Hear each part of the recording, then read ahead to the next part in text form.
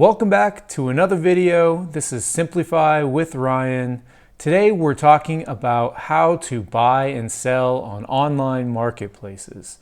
There are lots out there, so we'll focus mostly on Facebook Marketplace, but these rules apply to all of the different online marketplaces. I'm going to be giving you some tips and tricks on both the buying side and the selling side today.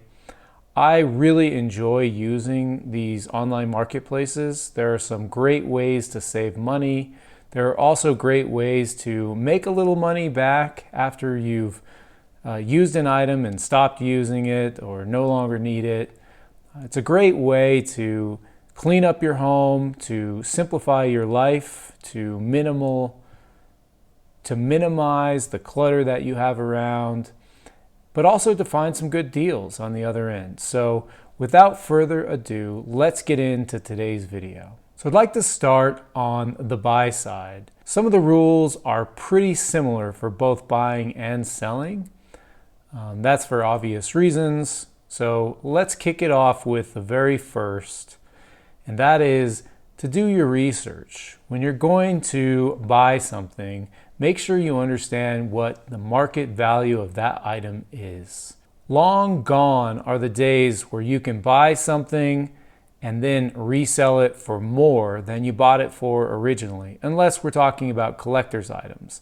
This was a fad that happened a lot during the pandemic time, where the supply of a certain item was lower than the demand, and so people would go out and buy a large number of the same item that they knew would grow in value and then try to sell it for more on a marketplace. This is not something that's happening today. In fact, it's almost the complete opposite. It's much harder to sell in today's market. Now, this trend will ebb and flow over time, although I don't really anticipate another time like the pandemic occurring in any time in the future. So when you're going to buy an item, make sure you do your research. The market value of an item is drastically lower than the retail value of that item. So I suggest you jump on first, whatever marketplace you're using, do a search for that item. Expand your radius, your search radius, to a larger area.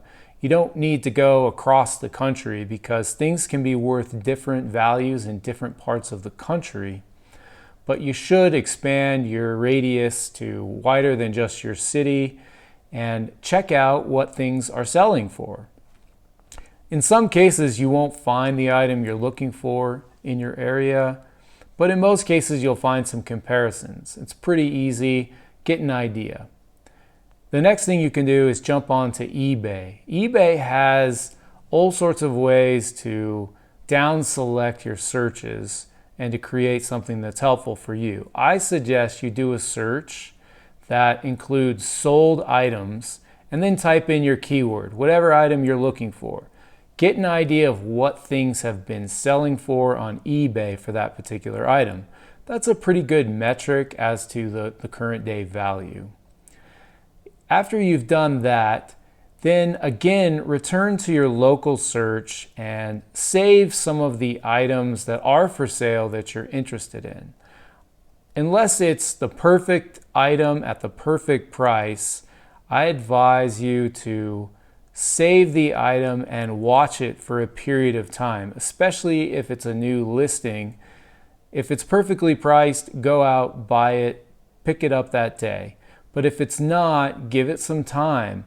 Sellers become more willing to negotiate and lower their price as time continues. Another piece of advice when you're buying, make sure you look for the listings with better descriptions.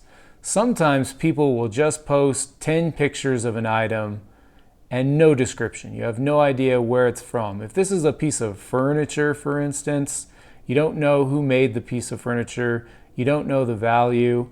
With Amazon selling replicas and fakes of all sorts of things these days, it's very good to know what item specifically you're trying to buy or is listed for sale.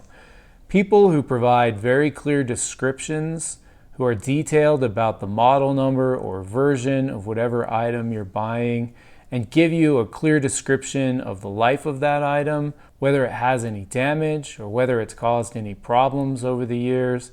Those are the kinds of people you want to work with. Those people tend to be more honest, more open. They're not trying to scam you or fool you. They're just trying to give you a fair deal on a product that may or may not be in perfect condition. So I always screen out those who don't provide descriptions. I don't even bother. They're probably not worth your time.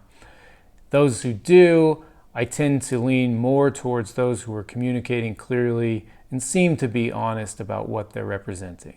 And then the final point I'll make is that you should consider safety when you're going to random people's homes and looking at items. In most cases, if the item is small enough or doesn't require electricity, you can meet in a public area. And then even in some cases when electricity is required, you can find a store that has an outlet somewhere and you can go in and use that outlet to demonstrate that that item is working. Make sure you always test items and inspect them before you pay for anything. Never send money to someone before you've seen the item. And in particular, don't send money for an item that needs to be shipped through one of these online marketplaces. Unless it's eBay or one of the more vetted online marketplaces that offer insurance and guarantees around your transaction, around the money that you exchange, don't do it. Lots of scams exist on Facebook Marketplace, for example, where they offer to ship you the item. The price is too good to be true. You bite, you send money, you think you're first in line, lucky you, but the item never shows up. Completely ignore these items. Anytime a price is too good to be true, it's not true. It's just a way to lure you in and try to get you excited about something so that they can take your money. So again, back to safety.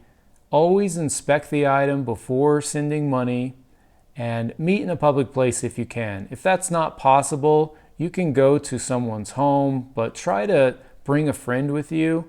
If you have two people there, then your safety increases dramatically and you'll be in a better position to make a good level-headed judgment. Now let's jump over to the selling side.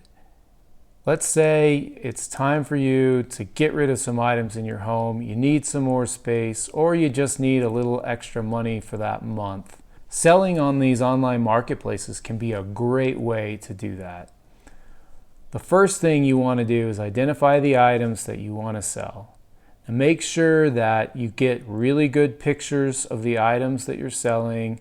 And if you want, add a short video, a video that adds some sort of context if it shows a piece of damage on an item that you're selling, or if it shows a unique feature.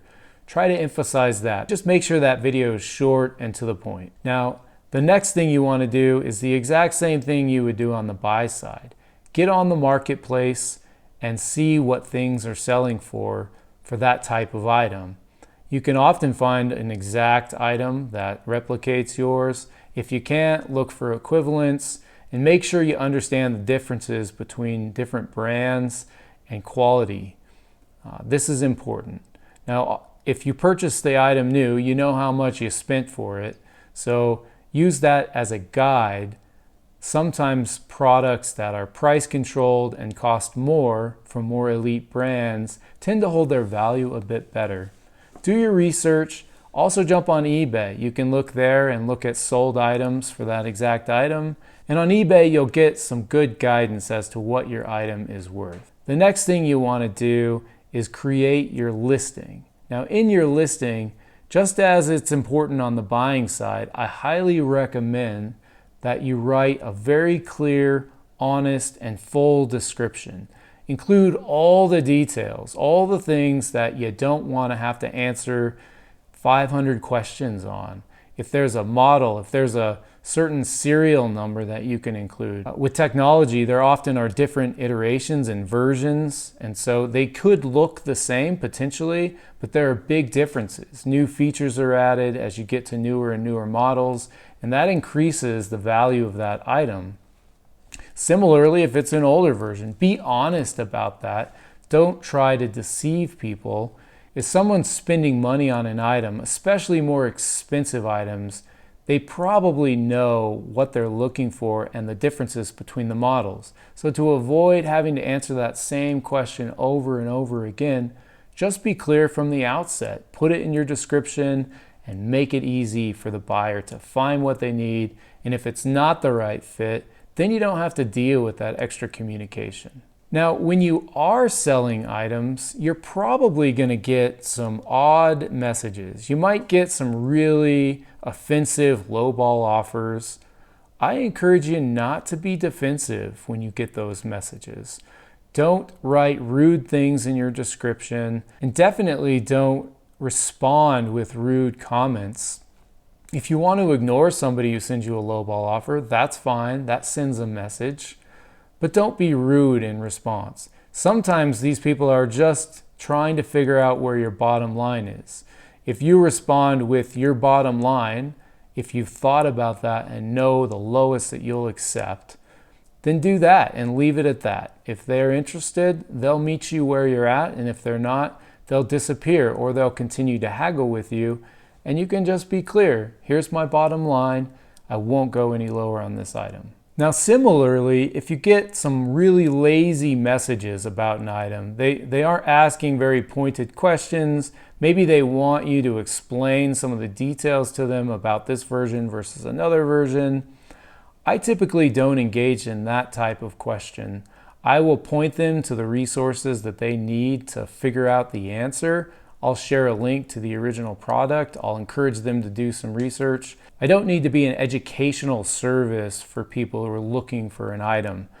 I'm hoping that they've done the research, they know what they're there to buy, and the rest is easy. Another thing to keep in mind is reducing your price. So if your item sits on the market for a couple of weeks, maybe just 1 or 2 weeks, and it's not getting a lot of views anymore, usually you can see if your item's been saved by people, then you know that you're probably priced too high. It could also be that you just have a really unique item and the market demand for that item is very low. So know the product that you're selling, but it's usually that you're pricing it too high. I've seen some items in my local market that have been on the marketplace for over a year because they're still using outdated pricing techniques. They probably were successful during the pandemic selling things for higher prices, or maybe they even purchased an item at that time for a higher price, and now they feel underwater and they're trying to get their money back. The problem is the longer you wait and hold on to an item, it always just continues to lose value. Items do not appreciate, at least the vast majority of items. There are some collector's edition examples of certain things that do gain value, but 99% of the time, your item is depreciating in value. So the longer you wait, the lower the offer is going to be. So don't be too stingy with your price. Know what your bottom line is, where you need to be to move that item, and continue on a regular interval to reduce that price until you start to get interest. I've had some items that have sat on the market for a couple of weeks, and I aggressively start lowering the price when I notice that there are a couple of saves on that listing. I know those people are interested and they're probably holding out until I seem more reasonable about the price. I also put in a description for an item my willingness to accept either a best offer or negotiate heavily. I will put that language in my description so that people know that I'm open to offers. Now, if I'm not, sometimes there's an item I know has great value. I will say, I'm firm on this price, and if you want it, you can have it at this price. But in those cases, I price very aggressively and make sure that the value is there. And so a person who knows what they're getting and knows what they want will know that that price is worth what I'm asking. Two other points to add here. Always consider the location that you are selling your item from. If it's a large item like a piece of furniture, you're going to have to invite people into your home to take a look. Now, you can move an item like that into your garage. That sometimes is a safer way to do it if you do have the space in your garage and you're able to move the item. If you can't do that and you're still using the item, you're going to have to invite people into your home. So think about the protocol that you want in place to make sure that your safety is maximized. I don't like to invite people into my home ever to look at items, so I'll always try to move them in most cases outside of my home. Otherwise, I'm very picky about who I let in my home, and there are a couple of ways that I vet people. I'll typically use a marketplace, a local marketplace where I do have at least some information about the individual. Now, sometimes people post with fake profiles, so I often don't entertain offers from those individuals. But I'll see if it's on Facebook, for instance, that there are some local connections, or maybe they're following certain groups that I'm a member of. I get a bit more comfort in those situations. The next thing I do is I always move my dogs out of the house. I put them in a room, I put them outside, I put them somewhere where everyone's safe and I don't have to worry or stress about how they're reacting to a visitor. The third thing I do is I always make sure it's more than just me in the home.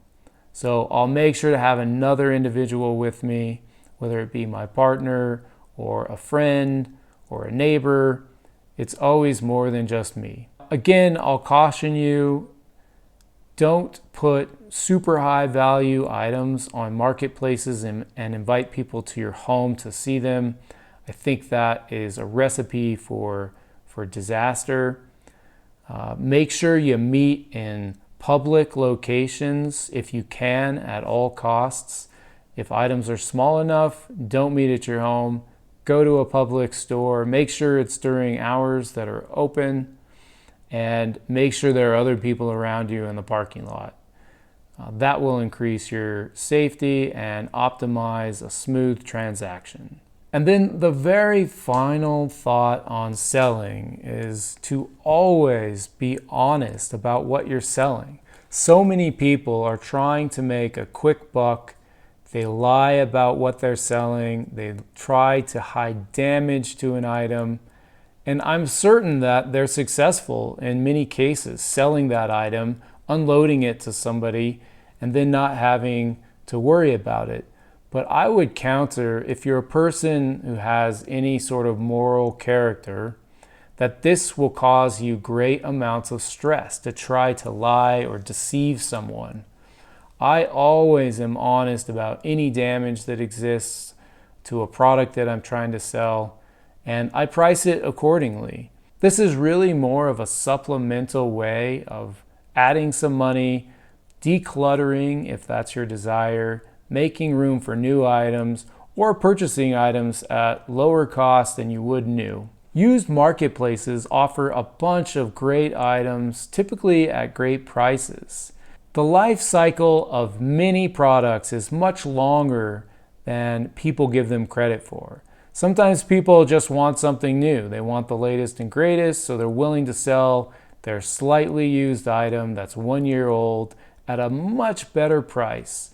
So I always utilize marketplaces. I buy cars, I buy furniture, I buy technology. I really don't have too many limitations when it comes to used marketplaces, but I do make sure that I'm actively applying all the rules that we've talked about today on the buying side and the selling side.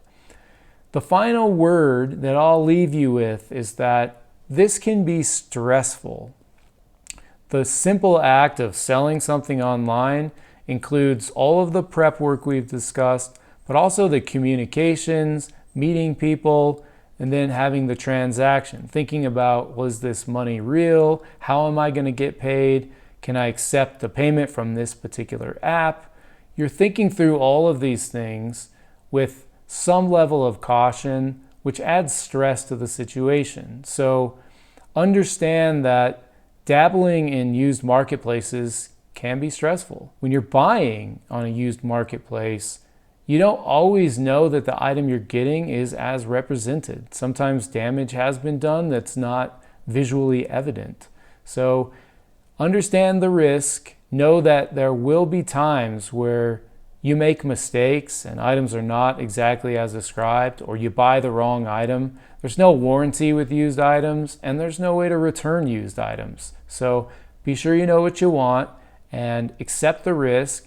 And in the long run, I think you'll come out ahead buying used items versus just focusing on brand new retail products. If you've gotten any value from today's video, please give it a like down below.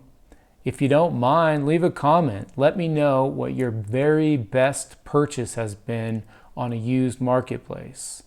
Do you use the marketplace to sell items? Do you enjoy it? Let me know down below. I'd be really curious to hear your impressions.